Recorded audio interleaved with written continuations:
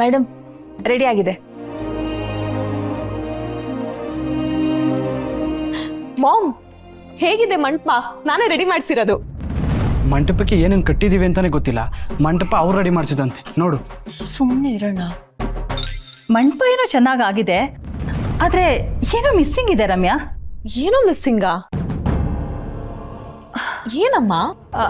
ಪೂಜೆಗೆ ಬೇಕಾಗಿರೋ ಸತ್ಯನಾರಾಯಣ ಸ್ವಾಮಿ ಫೋಟೋನೇ ಇಲ್ವಲ್ಲ ರಮ್ಯಾ? ಓ ಕರೆಕ್ಟ್. ದೇವಸ್ಥಾನ ಕಟ್ಟಿ ದೇವ್ರನ್ನೇ ಕೂರ್ಸಿಲ್ವಂತೆ, ಹಾಗಾಯ್ತು. ಮಂಟಪ ಮಾಡಿದ್ಮೇಲೆ ದೇವ್ರನ್ನ ಕೂರಿಸ್ಬೇಕು ಅಂತ ಗೊತ್ತಾಗಲ್ವಾ? ಅದು ಮೇಡಮ್, ದೇವರ ಫೋಟೋನ ಮನೆ ಹಿರಿಯರೇ ತಂದಿಡಬೇಕು. ಆದರೆ ನಾವು ನಿಂದ ಅತಿ ಆಯ್ತು. ಏನಾದ್ರೂ ಒಂದು ಹೇಳ್ತಾನೆ ಇರ್ತೀಯ ಅಲ್ವಾ? ನಿಂಗೆ ಕೆಲಸ ಮಾಡಕ್ ಆಗಲ್ಲ ಅಂದ್ರೆ ಡೈರೆಕ್ಟ್ ಆಗಿ ಹೇಳು. ಸುಮ್ಮನೆ ಈ ಶಾಸ್ತ್ರ ಅಂತ ನೆಪ ಹೇಳ್ಬೇಡ. ಮೇಡಮ್, ನಾನು ಕುಕ್ತಂಗೆ ಯಾವ್ದು ಸರಿನೋ ಅದೇ ಹೇಳಿದಾಳೆ. ಆಮೇಲೆ ಸುಮ್ಮನೆ ಪೂಜೆಗೆ ನಮ್ಮಿಂದ ಯಾಕೆ ಅಪಚಾರ ಆಗೋದು?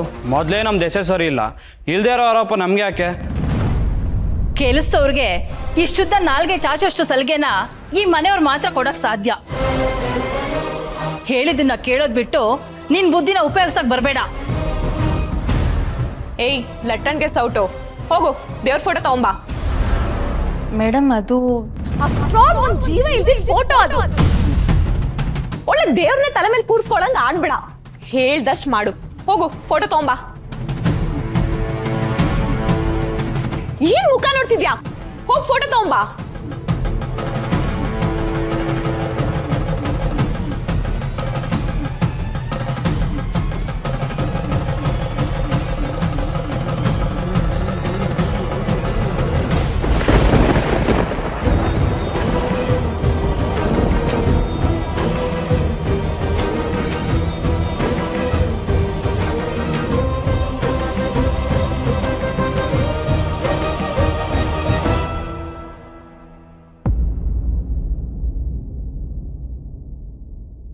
ಮುಖ ಏನ್ ನೋಡ್ತಿದ್ಯಾ? ಹೋಗಿಡು ಅದನ್ನ.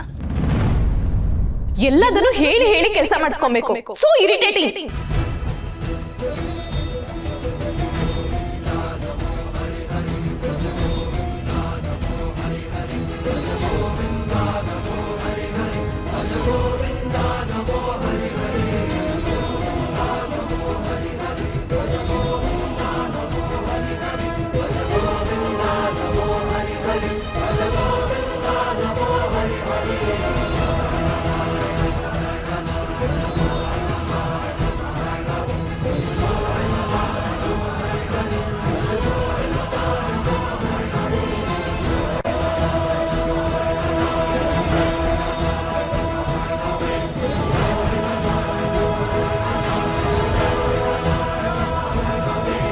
ಕೆಲಸ ಆಯ್ತಲ್ವಾ, ಹೋಗಿ ಇಲ್ಲಿಂದ.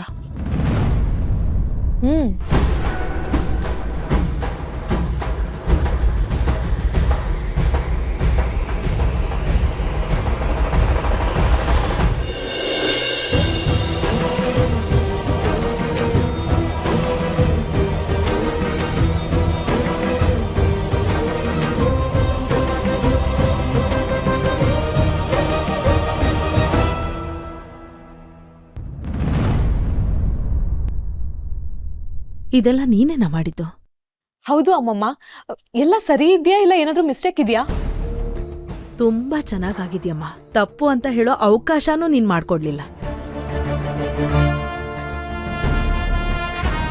ಹೇಳಿದ್ರು ಕೇಳಿಲ್ಲ ಅತ್ತೆ. ನಾನೇ ಮಾಡ್ತೀನಿ ಅಂತ ಒಂಟಿ ಕಾಲಲ್ಲಿ ನಿಂತಿದ್ಲು. ರಮ್ಯಂಗೆ ಈ ಮನೆ ಮೇಲೆ ಅಷ್ಟೊಂದು ಪ್ರೀತಿ ಇಲ್ದೇ ಇರುತ್ತಾ?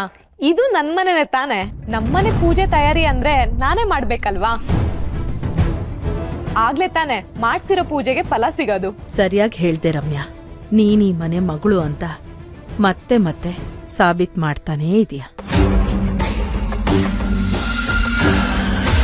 ಸೊಸೆ ಅಂತನೂ ಸಾಬೀತ್ ಮಾಡ್ತೀನಿ, ನೋಡ್ತಾ ಇರಿ.